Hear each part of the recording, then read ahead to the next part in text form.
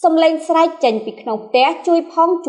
គួរឲ្យអាណិតខណៈចំនួនទឹកភ្លៀងកំពុងតែវាយប្រហារលិចដល់ដំបូលផ្ទះនិងប្រជាជនថៃមួយចំនួនទៀតអត់អាហារ3ថ្ងៃមកហើយតែមិនដឹងធ្វើយ៉ាងម៉េចព្រោះនេះជាកម្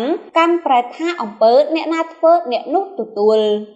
ក្នុងនាមជាមនុស្សជាតិដូចគ្នាពិតជាខ្លោចចិត្តអាណិតខ្លាំងណាស់ទោះបីជាតិសាសន៍ផ្សេងគ្នាក៏ដោយពេលឮសំឡេងស្រែកឲ្យជួយចេញពីក្នុងផ្ទះខណៈទឹកកំពុងតែឡើងស្រើតស្ទើរតែលិចដំបូលផ្ទះទៅហើយដោយសារចំនួនទឹកភ្លៀងនៅតែបន្តវាយលុកឥតឈប់ឈរនៅខេត្តមួយចំនួនរបស់ប្រទេសថៃតែធ្វើម៉េចនេះជាកម្មប្រែថាអំពើអ្នកណាធ្វើអ្នកនោះទទួល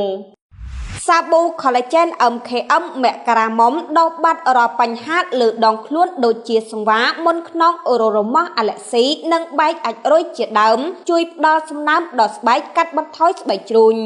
ចាហ៊ុយ XS ផលិតផលប្រទេសជប៉ុនផ្សំពីស្មៅផ្អែមរបស់ជប៉ុនជួយដុតរំលាយជាតិខ្លាញ់ជួយសម្រួលការបន្ទោបង់ស្រួលញ៉ាំមិនធ្វើទុកញ៉ាំលេងស្រកខ្លាញ់ពិត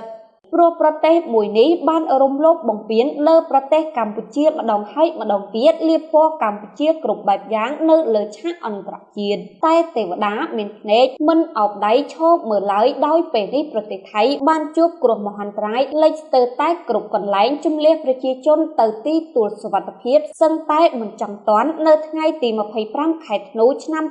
2025នេះមានប្រជាជនខ្លះមិនបានទទួលទានអាហារអស់រយៈពេល3ថ្ងៃមកហើយដោយសារតែពួកគាត់បានចាប់គាំងនៅលើដំបូលផ្ទះនិងក្នុងផ្ទះរងចាំការជួយសង្គ្រោះពីរាជរដ្ឋាភិបាលថៃយ៉ាងណាមិញនៅពេលនេះប្រតិបត្តិការទេសចរថៃកំពុងអំពាវនាវវិធានការសង្គ្រោះបន្ទាន់របស់រដ្ឋាភិបាលរួមទាំងការផ្គត់ផ្គង់អាហារនិងទឹកក៏ដូចជាការដឹកជញ្ជូនបន្ថែមដើម្បីផ្ដល់ជំនួយឬផ្លាស់ប្ដូរទីលំនៅប្រជាជនទៅកាន់តំបន់សុវត្ថិភាពដោយសារតែភាពធ្ងន់ធ្ងរនៃទឹកជំនន់អាជីវករនៅក្រុងហាត់យ៉ៃដែលជាមជ្ឈមណ្ឌលទេសចរដ៏សំខាន់មួយរបស់ថៃ